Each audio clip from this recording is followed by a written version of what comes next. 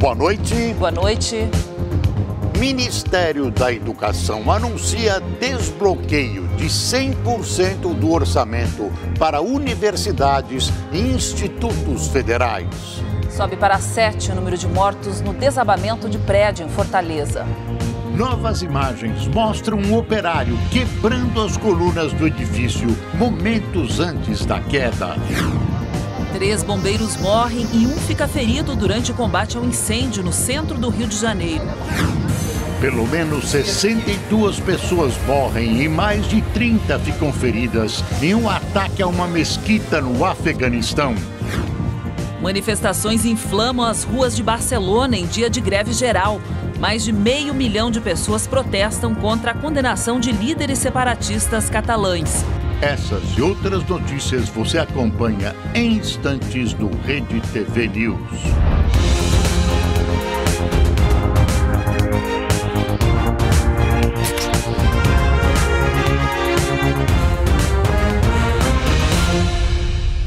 Manifestantes entraram em confronto com a polícia pelo 5º dia seguido em um protesto contra a condenação de líderes separatistas da Catalunha. Grupos atearam fogo em barricadas e atiraram pedras contra os policiais. Os agentes cercaram os manifestantes e agiram com gás lacrimogênio, spray de pimenta e balas de borracha. Segundo a polícia, mais de 500 mil de pessoas participaram da manifestação. Mais detalhes você vê ainda hoje nesta edição do Rede TV News. O Ministério da Educação anunciou o descongestionamento de 100% do orçamento para universidades e institutos federais. Em abril, o MEC havia anunciado o bloqueio de 30% das despesas de custeio, como água, luz, telefone e limpeza, das universidades e institutos federais. O contingenciamento de recursos chegou a várias áreas do governo para que a lei de responsabilidade fiscal fosse cumprida. Com a melhora da economia, o dinheiro passou a ser liberado gradualmente. E nesta sexta-feira, foi anunciado o desbloqueio de 771 milhões de reais para universidades e 336 milhões para os institutos. A medida é resultado de uma realocação interna de recursos da pasta, sem a necessidade de uma nova liberação de verbas pelo Ministério da Economia. E agora está tudo revertido. No final, foi feita uma boa gestão, administramos a crise na boca do caixa, priorizamos o que tinha que ser feito e estamos descontingenciando 100% do custeio das universidades. Está tudo descontingenciado. Começou hoje o saque de até R$ 500 de contas ativas e inativas do Fundo de Garantia para quem não é correntista da Caixa. Nesta fase, pode retirar o dinheiro quem faz aniversário em janeiro. Amanhã, mais de 2.000 agências em todo o país vão funcionar das 9 da manhã até as 3 horas da tarde para saques, atualização do cadastro e emissão de senha do cartão cidadão. E na segunda e terça-feiras da semana que vem, o atendimento será estendido em 2 horas.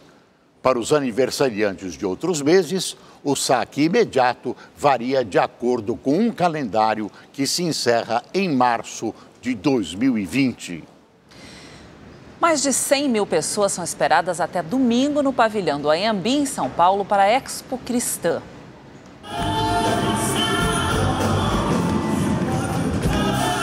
A música com os artistas mais badalados ou em busca de consagração no segmento gospel é só mais um dos ingredientes da Expo Cristã. Para mim tem sido assim enriquecedor e uma oportunidade de trocar experiências. De livro a rodadas de negócios, aqui tem tudo o que interessa a um setor que ganha cada vez mais força na economia. A Expo Cristã já é um dos maiores eventos cristãos, não só do Brasil. Eu sou poder e o Deus! Daniel, qual é o tamanho dessa feira? Eu diria que hoje, seguramente, é uma das maiores do mundo. A maior da América Latina, com certeza. Só perde hoje para a feira de Frankfurt, na Alemanha, que é uma das grandes feiras cristãs no mercado. A religiosidade é mostrada em forma de grandes painéis com cenários e atores. Vamos em busca glória da terra prometida. Este é um lugar, talvez o único, onde você tem o Coliseu de Roma, as pragas do Egito, o Mar Vermelho e também a Arca de Noé. Quer dizer, uma exposição para o público cristão, mas uma verdadeira aula da história bíblica ao alcance dos olhos. Um passeio para toda a família e um jeito divertido de aprender. Na Arca de Noé, o próprio Noé faz as honras. Os homens só pensavam em maldade, faziam maldade. Tem as 10 pragas do Egito com o faraó Ramsés e Moisés, que vai liderar o povo judeu na passagem pelo Mar Vermelho. Hora de saber como as pessoas se sentem antes da travessia. Vocês têm noção do que vocês vão ver lá dentro? Eu creio que é a abertura do Mar Vermelho. Vai ser uma experiência não como a gente lê e a gente entende na Bíblia. Eu creio que vai ser bem especial. O grupo é recebido por Moisés. E aí? Foi muito especial, foi bem emocionante. Maravilhoso, sim, é a expressão do amor de Deus ali, mesmo numa encenação você consegue sentir, é algo sensacional.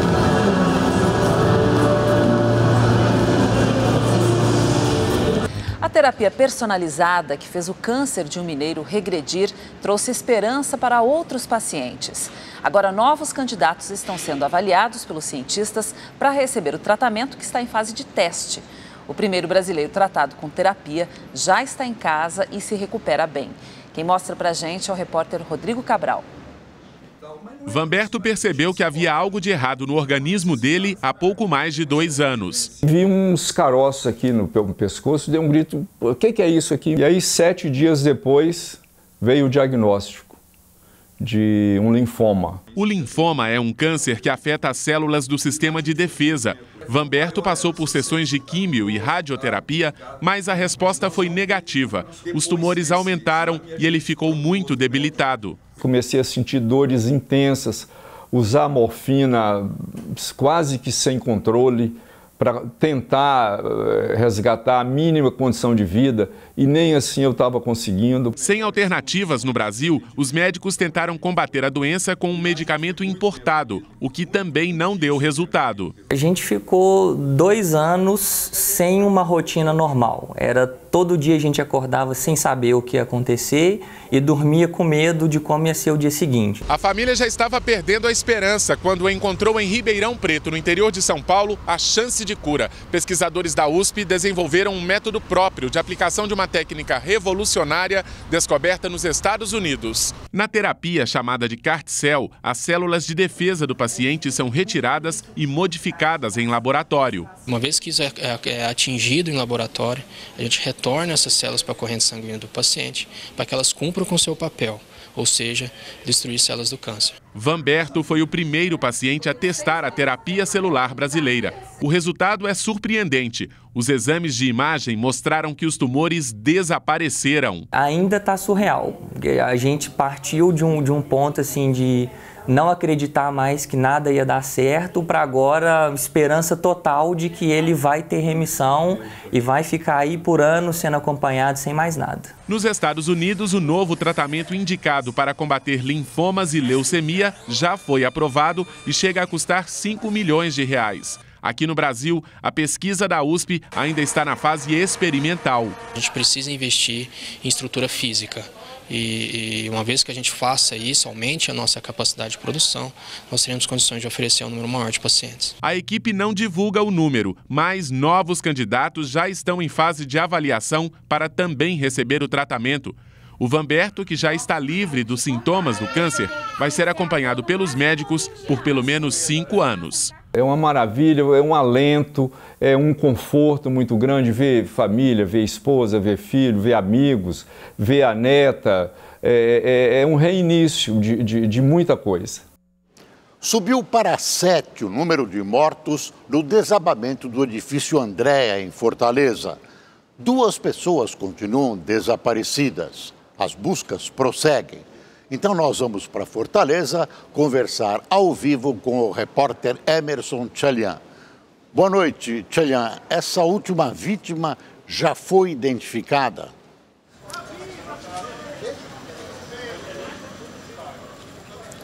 Boa noite, Boris. Boa noite a todos que acompanham o Rede TV News. Já foi identificado assim, Boris. Foi localizado hoje e já identificado o corpo de Vicente Menezes, de 86 anos, morador aqui do edifício Andréa. A esposa dele e a filha já haviam sido retiradas ontem sem vida. Agora, portanto, o número de desaparecidos também foi corrigido. Tem 2 pessoas desaparecidas. José Heriberto Araújo, de 39 anos, cuidador de idosos. Ele era o cuidador do seu Vicente, e também a Maria das Graças Rodrigues, de 57 anos, síndica do edifício Andréa. A terceira vítima que estaria desaparecida, na verdade, era um funcionário de uma empresa de ar-condicionado que estaria aqui no condomínio, mas foi localizado fora daqui, em outro lugar. Portanto, neste momento, 2 pessoas desaparecidas e 7 mortes confirmadas. Hoje, mais um dia de buscas, mais um dia de trabalho. Os bombeiros já iniciando agora com máquinas pesadas, retirando toneladas de entulho em busca agora dessas 2 vítimas desaparecidas. Veja como foi mais esse dia aqui no edifício Andréa. Vídeos do circuito interno do edifício Andréa, que já estão em poder da polícia, revelam que o prédio estava em obras no dia da tragédia. Às 9h30 da manhã, 1 hora antes do desabamento, um operário parece verificar a situação de uma das colunas. Às 9h54, o mesmo homem começa a quebrar outra coluna na parte interna do estacionamento. 2 homens com roupas sociais observam o trabalho. Um deles seria o engenheiro responsável pela obra. Às 10h08, pedaços do prédio despencam. Na imagem não dá para identificar se seriam da coluna. O operário aparece para verificar e volta ao trabalho em outro ponto. Às 10h28, 1 minuto antes do prédio desabar, os outros 2 homens olham para o alto. A síndica Maria das Graças Rodrigues aparece nas imagens. Ela ainda não foi localizada. Mais uma parte da estrutura cai no pátio e, alguns segundos depois, o prédio inteiro vem abaixo. Segundo as investigações, o engenheiro responsável pela obra, José Gonzaga dos Santos, o outro engenheiro e o operário que trabalhava na reforma estavam no edifício no momento do desabamento e conseguiram escapar com ferimentos leves. Em depoimento, o engenheiro disse que as obras começaram no dia da tragédia e que ele já sabia que os pilares estavam comprometidos. A polícia continua ouvindo testemunhas e sobreviventes. Hoje, no 4º dia de buscas, bombeiros usaram máquinas pesadas e toneladas de entulho foram retiradas dos escombros. Nesta foto dá para ver como ficou o mercadinho ao lado do prédio e o caminhão de água soterrado. A Prefeitura de Fortaleza disponibilizou uma equipe de assistentes sociais e psicólogos para dar apoio às vítimas e à família. As pessoas que moravam no edifício Andréa estão abrigadas em casas de familiares.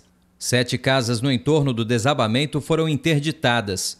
Elas ainda vão passar por vistoria e só devem ser reocupadas quando acabar a remoção dos escombros. O ex-cunhado de Xana Garcia, acusada por ela de ter planejado o atentado contra a empresária, prestou depoimento hoje na delegacia. Bernardo Belo chegou escoltado pela polícia. Ele prestou depoimento por cerca de 3h30 e deixou o local sem falar com a imprensa. Segundo a polícia, o contraventor não é tratado como suspeito do atentado contra a empresária Xana Garcia. Bernardo prestou depoimento como testemunha do crime que aconteceu há 10 dias. Ontem, Xana também foi ouvida pela polícia. A empresária afirmou que acredita que Bernardo planejou o atentado contra ela no estacionamento de um centro comercial na Zona Oeste. Ele toma conta do jogo do bicho hoje, ele toma conta de todos os bens legais que eu tenho no inventário.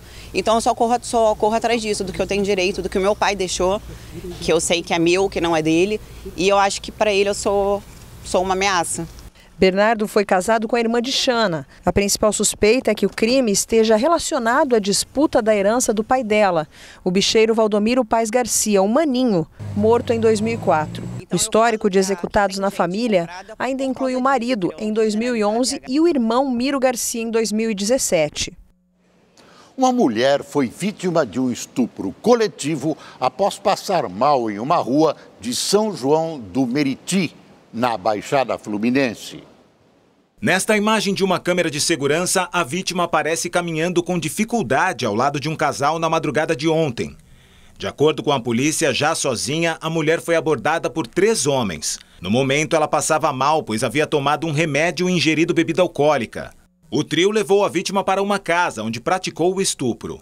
Neste vídeo, é possível ver 2 homens deixando o imóvel. A mulher foi atendida em um hospital e prestou depoimento à polícia. Os 3 homens foram presos em flagrante. A polícia apreendeu com eles celulares com fotos da violência. Eles foram indiciados por estupro de vulnerável e registro não autorizado de imagem sexual. O número de atropelamentos em Belo Horizonte praticamente dobrou este ano. E no mesmo ritmo aumentaram os acidentes envolvendo motociclistas.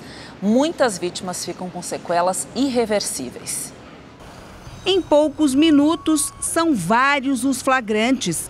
Seja pela distração causada pelo celular. Você atravessou o sinal vermelho olhando o celular? É. E aí? Mas eu tava prestando atenção. Fico atento na rua, mas olhando o celular às vezes. Ou a pressa em atravessar. A imprudência dos pedestres, motoristas e motociclistas assusta até quem está acostumado a educar no trânsito. Aquela moça está atravessando com uma criança de colo e ela não está prestando atenção no semáforo. O semáforo está vermelho para ela e ela está olhando o trânsito e está confiando na rapidez dela para atravessar com a criança no colo. Ao tentar correr, essa senhora perdeu o equilíbrio e foi parar no chão. Por pouco, não foi atropelada. Até setembro, 1.125 pessoas foram atropeladas em Belo Horizonte. Esse número é praticamente o mesmo registrado em todo o ano passado. Aqui no principal pronto-socorro da cidade, todos os dias chegam cerca de 4 vítimas de acidentes envolvendo pedestres. Em relação aos leitos de traumatologia, o trânsito é aquela modalidade que está mais influenciando a ocupação desses leitos. Por quê? Porque a grande maioria sofre fraturas.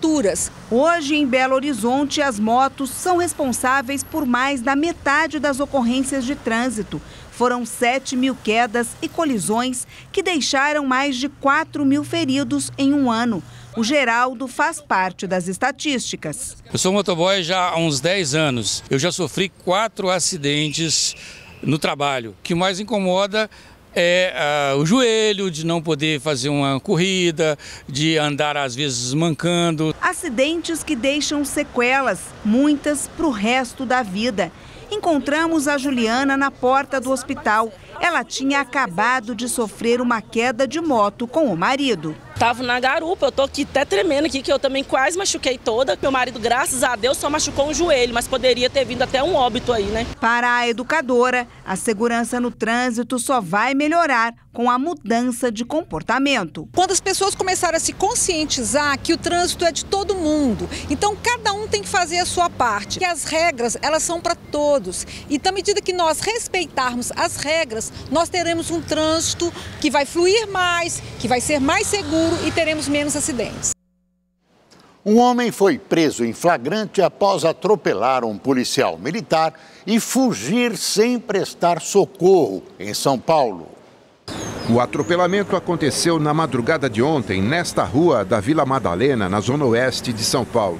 De acordo com testemunhas, o bancário Bruno Lorenque Corcione, de 29 anos, saiu de um estacionamento cantando pneus e atropelou um policial à paisana. O motorista tentou fugir e ainda bateu em outros 2 carros. No veículo dele, a polícia encontrou latinhas de cerveja. Bruno se recusou a fazer o teste do bafômetro, mas como apresentava sinais de embriaguez, foi preso em flagrante. Ele foi indiciado por lesão corporal, omissão de socorro e embriaguez ao volante. O PM atropelado foi socorrido e passa bem. No fim da tarde, o motorista Bruno Lorenque Corcione passou por audiência de custódia, pagou R$5.000 de fiança e foi solto. Um universitário está preso após confessar o assassinato de uma jovem de 18 anos em Belo Horizonte. A modelo foi encontrada morta num flat de luxo. Agnes Soares Figueiredo Dias, de 18 anos, foi encontrada sem vida no banheiro do apartamento que alugava neste flat, em uma área nobre de Belo Horizonte. Ela estava nua e com um fio de televisão enrolado no pescoço. De acordo com a polícia, a jovem era garota de programa. O principal suspeito é o universitário André Carvalho Soares Pena, de 21 anos. Ele fugiu após cometer o crime e chegou a ser considerado desaparecido pela família. Ele não demonstrou nenhum arrependimento, demonstrou ser uma pessoa muito fria e que foi até o local, né, com o intuito de ter um programa sexual, e durante o ato veio a vontade nele, que já existia antes de matar uma pessoa. André se entregou acompanhado de advogados e, segundo a polícia, deve responder por homicídio e não feminicídio, já que a morte não teria relação com o fato da vítima ser mulher. 3 bombeiros morreram e um ficou ferido durante o combate ao incêndio no centro do Rio de Janeiro.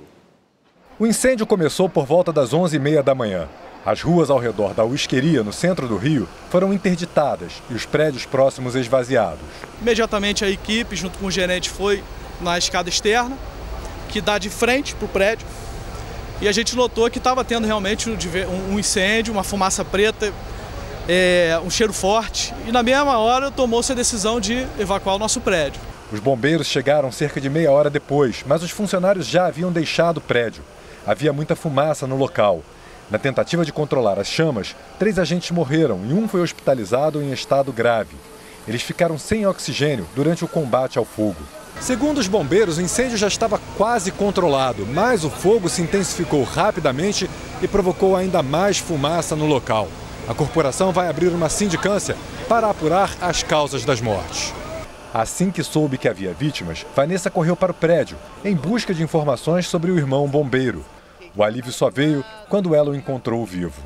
Estava na escola da minha filha e eu recebi a notícia de que alguns bombeiros tinham vindo a óbito por conta desse incêndio, e eu não vim correndo para cá para saber se estava tudo bem. Mas ele está bem. Graças a Deus. O presidente Donald Trump negou que o acordo de cessar-fogo com a Turquia tenha sido interrompido. A declaração ocorreu após bombardeios terem sido registrados na região da Síria dominada pelos curdos. Apesar da trégua negociada ontem entre Estados Unidos e Turquia, os combates continuaram hoje de manhã. Enquanto tropas turcas se deslocavam para cidades da fronteira ao norte da Síria, tiros, bombardeios e muita fumaça eram vistos de longe. O Observatório para Direitos Humanos na Síria disse que também houve ataques durante a tarde e afirmou que combatentes sírios apoiados pela Turquia entraram em confronto com forças curdas. O presidente turco Recep Tayyip Erdogan negou os ataques. Já os curdos disseram que forças da Turquia bombardearam a cidade de Ras al-Ain e que eles não puderam sair do local como previu o acordo. O presidente americano Donald Trump declarou que os Estados Unidos estão indo muito bem com a Turquia e que o acordo de cessar-fogo continua em vigor. Em meio à disputa com o presidente Bolsonaro, a executiva do PSL decidiu suspender 5 deputados federais da ala bolsonarista. A decisão foi tomada durante uma reunião da Executiva Nacional do PSL, que é comandado por Luciano Bivar, o pivô da crise com o presidente Jair Bolsonaro. Foram suspensos os deputados Carlos Jordi, Bibo Nunes, Alê Silva, Carla Zambelli e Felipe Barros. O argumento é que os parlamentares estariam atacando a legenda. Ser suspenso do PSL, para mim, é uma grande honra. Um partido que não tem transparência, fez um estatuto às pressas sem conhecimento de ninguém. Isso é uma perseguição, isso é fato. Eles não estão punindo os 20 parlamentares, estão punindo apenas aqueles que eles consideram que são os pivôs, os responsáveis por esse clima, né? Suspensão do quê? Da atividade parlamentar? Querem me caçar, então? É uma cassação? Porque o que eles estão afirmando é que minha assinatura, meu voto, não valeria mais. Que está suspensa a minha atividade parlamentar. Não está sendo uma punição. Na verdade, nós montamos, com assessoria jurídica, técnica, um vasto material probatório de ataques que eles fizeram nos meios de comunicação, em suas redes sociais, à estrutura do partido. Vejo hoje que é necessário um gesto do presidente Jair Bolsonaro em busca do presidente do partido, Bivar, para abrir uma comunicação. Com a suspensão, os parlamentares ficam impedidos de representar o partido nas comissões e de falar pela legenda no plenário. Os deputados também não podem assinar as listas de indicação de líderes, o que pode atrapalhar os planos do grupo do presidente de colocar o filho dele, Eduardo Bolsonaro, no lugar do delegado Valdir, na liderança do partido. O grupo já tentou essa manobra na última quarta-feira, mas foi derrotado e agora terá 5 assinaturas a menos. No total, são necessárias 26. Além de suspender parlamentares considerados infiéis, o grupo de Bivar também tenta retirar os filhos do presidente Jair Bolsonaro de cargos estratégicos no partido. Eles querem destituir Flávio da presidência do Diretório Estadual do Rio de Janeiro e Eduardo do de São Paulo. A decisão deve sair na semana que vem. Bia Kicis, que é alinhada a Bolsonaro, já foi retirada da direção do partido no Distrito Federal. Por ter ficado ao lado de Bivar, ontem Joyce Hasselmann foi retirada da liderança do governo por Bolsonaro e hoje ela mostrou descontentamento. Injustiçado é uma palavra que eu acho que não cabe no momento. Foi ingrato, né? Mal educado, pelo menos, porque eu fiquei sabendo pela imprensa. Mas eu conheço o jeitão e não esperava nenhum tipo de gentileza ou fidalguia. Eu conheço, eu sei quem é o presidente, respeito o presidente, fiz campanha para o presidente, porque ou era o nosso presidente ou era o Haddad, não tinha o que fazer. Por sua vez, o presidente evitou o assunto e negou os rumores de que a crise do PSL o teria feito desistir de indicar Eduardo Bolsonaro para a Embaixada Brasileira nos Estados Unidos. Por enquanto, sem alteração. O presidente também negou que esteja negociando a filiação ao PSD, já que hoje ele recebeu o presidente do partido, Gilberto Kassab, mas admitiu que recebeu vários convites. Cortesia, eu converso com todo mundo, uns eu convido, outros querem vir, eu converso com todo mundo. É o papel de um presidente. Eu quero paz para poder governar, temos problemas enormes no Brasil para resolver. Eu estou meio bonito, sabe disso, né? Então tem vários convites aí. O PSL e adjacências se transformou num saco de gatos. Os dois, as adjacências e o partido. É uma grande confusão que envolve interesses que vão de poder, disputa de egos e dinheiro que o partido possui. Essa confusão enorme nada tem a ver com os interesses do país, que vive um momento difícil devido à herança desastrosa deixada pelos governos do PT. A consequência dessa briga é atrasar o andamento das reformas que o país tanto necessita. Isso é uma vergonha. A defesa do ex-presidente Lula afirmou que vai à justiça para pedir o indeferimento do pedido da Força-Tarefa da Operação Lava Jato pela progressão de pena do petista para o regime semiaberto. Lula está preso desde abril do ano passado na Superintendência da Polícia Federal em Curitiba, em regime fechado. A pena no caso do triplex foi fixada em 8 anos, 10 meses e 20 dias. Pela Lei de Execuções Penais, o Ministério Público pode pedir a progressão do regime, mesmo contra a vontade de Lula. Crianças da periferia de São Paulo estão aprendendo várias habilidades por meio de um projeto desenvolvido para ensinar programação robótica.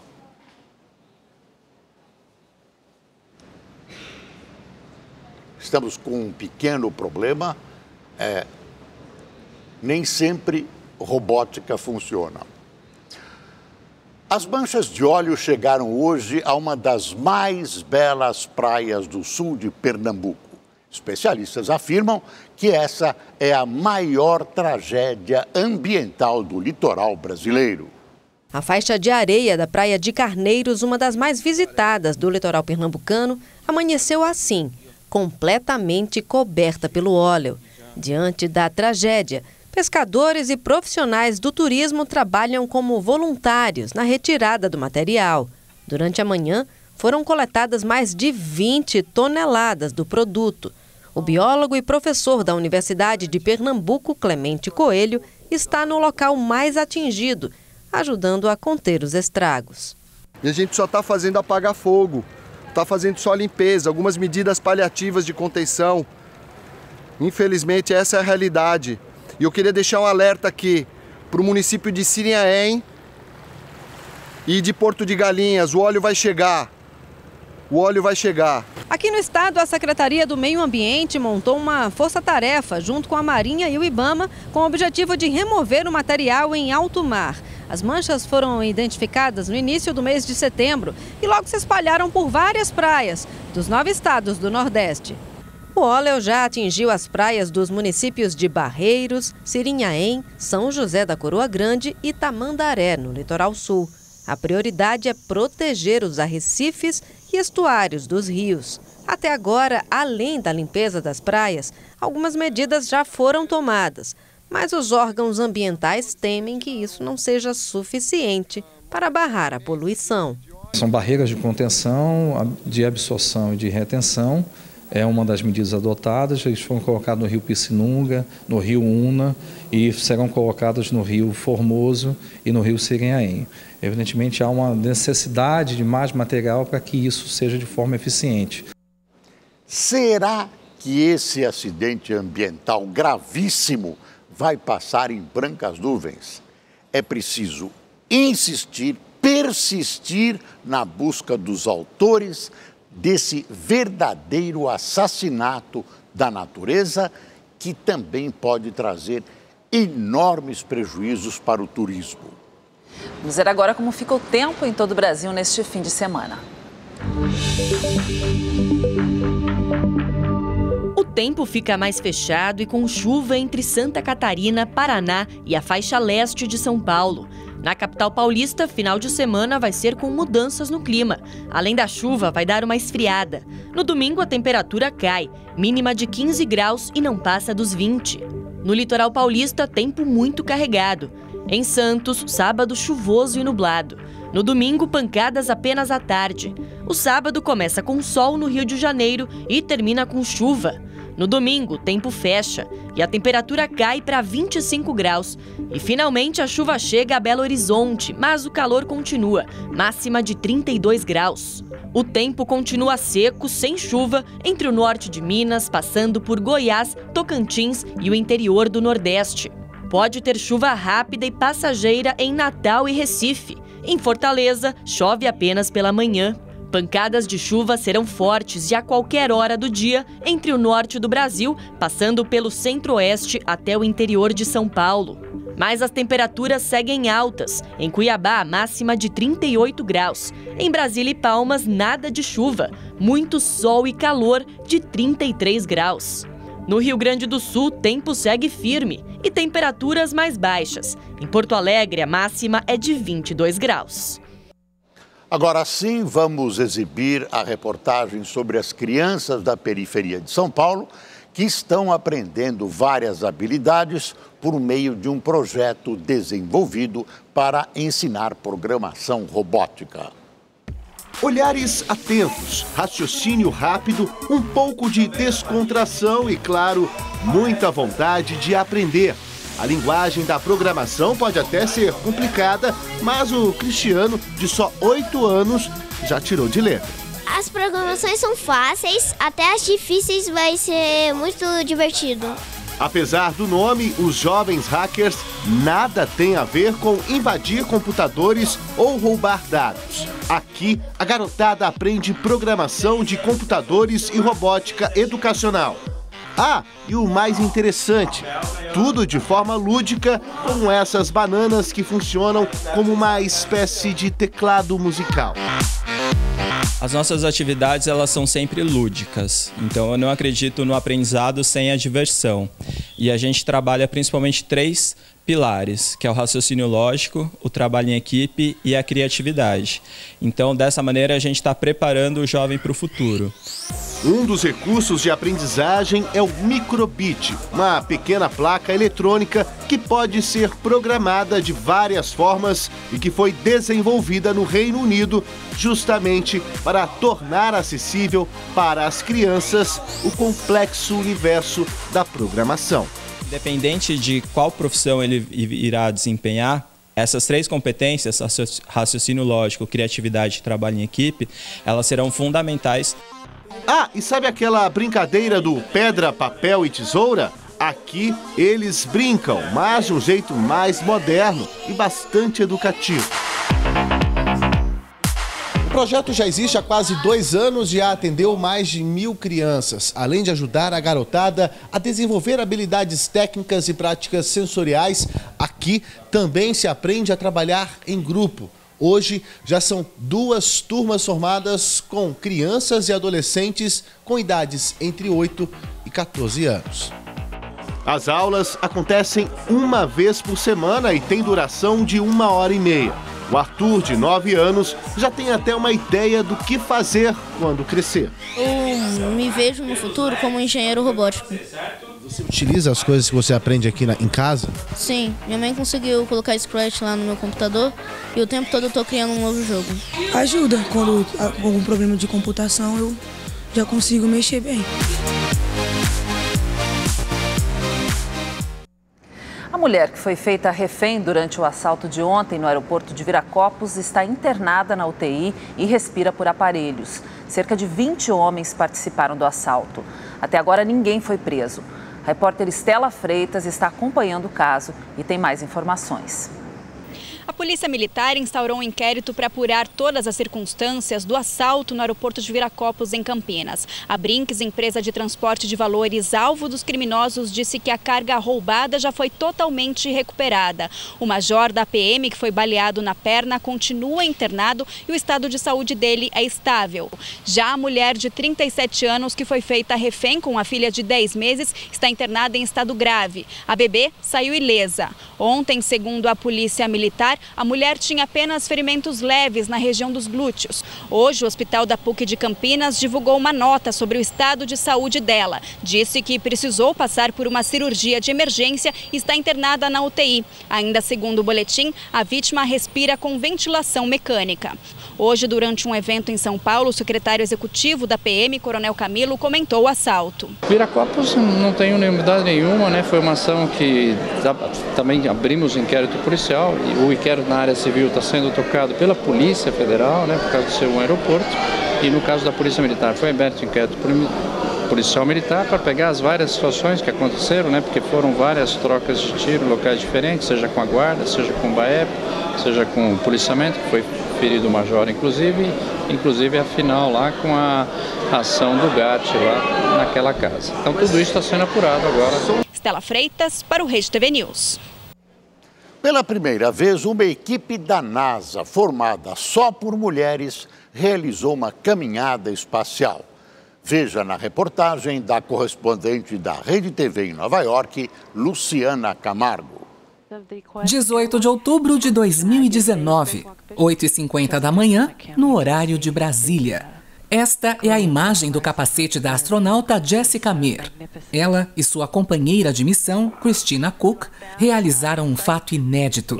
Pela primeira vez, uma equipe da NASA, formada só por mulheres, sai da Estação Espacial Internacional para fazer concertos externos. Enquanto Jessica e Christina flutuavam no espaço, uma equipe da NASA aqui na Terra monitorava cada movimento. E era também uma mulher que as orientava. A operação para a troca de uma bateria durou cerca de 6 horas e meia e foi um sucesso. A NASA faz caminhadas espaciais há 54 anos. Já foram mais de 200. A de hoje estava marcada para março deste ano, mas teve que ser cancelada porque não tinha traje do tamanho adequado para as astronautas. Jessica Meir fez sua estreia e se tornou a 15ª mulher a fazer uma caminhada espacial. Já para Christina Cook, esta é a 4ª vez fora da estação espacial. A astronauta está no 7º mês de uma missão que vai durar 11 meses, a mais longa feita por uma mulher. Assim que as astronautas retornaram à estação espacial, elas receberam uma ligação do presidente americano Donald Trump, que as parabenizou pelo feito incrível. Congratulations, Christina and Jessica, on this historic event. Luciana Camargo, de Nova York, para o Rede TV News. Mais de 500 mil de pessoas saíram às ruas na cidade de Barcelona em um dia de greve geral contra a condenação de líderes separatistas catalães pelo Tribunal Espanhol. O protesto terminou em confronto com a polícia. Cenário de guerra. som de tiros, manifestantes juntavam pedras para atirar contra a polícia que se protegia com escudos. Os agentes dispararam balas de borracha e bombas de gás lacrimogênio. Ao longo do dia, vários focos de incêndio tomaram as ruas. As chamas em barricadas chegaram a atingir mais de 2 metros de altura. Este foi o 5º dia seguido de manifestações em Barcelona, após a condenação de 9 líderes pró-independência que participaram da tentativa frustrada de separar a Catalunha da Espanha em um referendo há 2 anos. Segundo a Polícia Municipal, 525 mil pessoas participaram dos protestos de hoje. Barcelona é a capital da região da Catalunha. A Catalunha tem língua própria, o catalão, e uma cultura muito fértil, além de uma boa literatura. É praticamente um país. Parte da população deseja a independência da região do restante da Espanha. Recentemente tivemos uma tentativa de independência com um plebiscito que o poder central e a justiça consideraram ilegal. Agora, alguns líderes do movimento foram condenados. Daí essa revolta, complementada por neofranquistas que estão prontos para qualquer movimentação. Pelo menos 62 pessoas morreram e mais de 30 ficaram feridas em um ataque a uma mesquita no Afeganistão. De acordo com um relato de testemunhas, cerca de 350 fiéis estavam na mesquita quando explosões no telhado da construção fizeram o teto desabar. Segundo o Ministério do Interior do Afeganistão, pelo menos um homem-bomba teria participado da ação.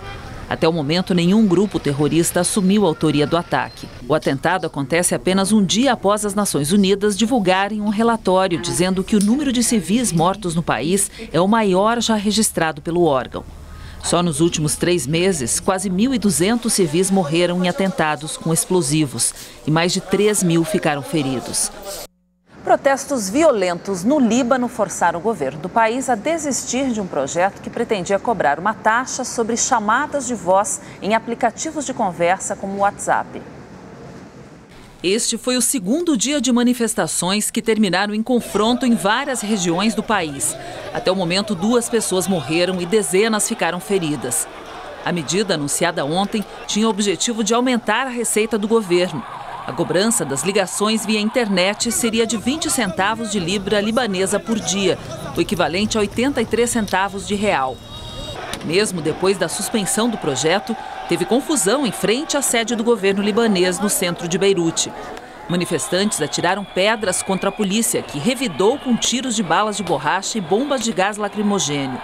A fumaça tomou conta das ruas. Um grupo ateou fogo em madeiras e pneus e fez barricadas, bloqueando avenidas. Um homem que participava das manifestações pelo clima em Londres escalou o famoso Big Ben.